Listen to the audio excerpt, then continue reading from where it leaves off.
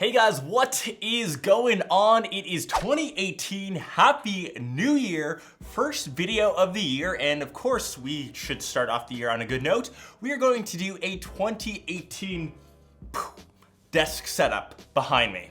I know a ton of you have been asking, not only here on YouTube, on Instagram, Twitter, what I usually rock on a day-to-day basis to edit my videos, where do I sit most of the time, and that is kind of teased behind me in every video. We've got a crazy setup which hasn't changed too much from last year, but that's okay because a lot of upgrades are coming, especially with CES right around the corner. Let's kind of discuss what's going on with this craziness back here. So it's 3 monitors, 2 laptops, and it is usually the craziest thing that people have ever seen that have come over to my place. Their eyes are immediately drawn to it, and it is a very impressive setup to look at. So first off, what powers 2 of those screens is my 2016 MacBook Pro. I got this guy immediately when it came out. It's the first one with the touch bar. I got it fully maxed out, and it did cost me a pretty penny, and I know people will say, PC master race, you could have built something for way cheaper, but I do live in a Mac ecosystem. I edit with Final Cut, and it just has to work for me that way. I have no real other way around it. So some accessories that are living on this desk, and for those of you wondering, it's actually a custom hack from IKEA. It's essentially a kitchen countertop, extra long, nice and shallow, that sits on top of 2 Alex drawers. Drawers? I feel that a lot of people on YouTube have a setup similar to this that utilize these drawers slash storage units, as they have a ton of different cabinets, a ton of different drawers. And I've kind of labeled them to what they're holding to keep things a bit more organized, as this place gets very hectic and full of tech most of the time. With the MacBook Pro, I really only have, I guess, 2 accessories that I use on a day-to-day basis. The first is the Logitech MX Master. This is one of the best mouses that you can grab, way better than the Magic Mouse from Apple, and also a USB-C to SD card dongle. I do live the dongle life, and it's the only one that I use.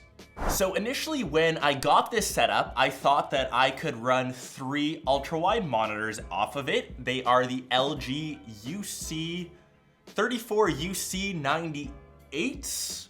There is a larger 38-inch monitor that does have a USB-C port. That was double the price. This kind of fit into my budget, as I didn't want to spend $10,000 just on monitors.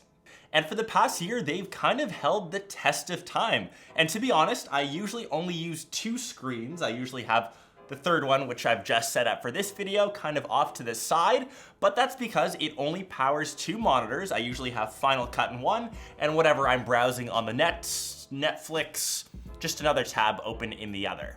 And I'm stoked to see what LG and other brands have lined up for CES 2018 coming up. In a couple days, I'm heading off to Vegas, and I'll be sure to upgrade this beast of a setup quite soon. But as I said, for the past year, it's been awesome. They've come down in price, and I definitely would recommend these monitors to anyone that is looking for an ultra-wide setup.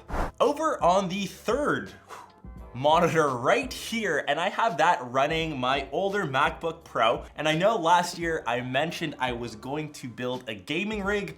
I promise, I will get to it. It's my New Year's resolution this year, so leave some comments down below on what you think some good specs are, as I am pretty new to the whole PC building sort of thing. Around here, I actually have a Google Home, the first edition, as well as Google Wi-Fi to have a mesh network set up. Hey Google, play a Cascade song. Playing Cascade on Google Play Music.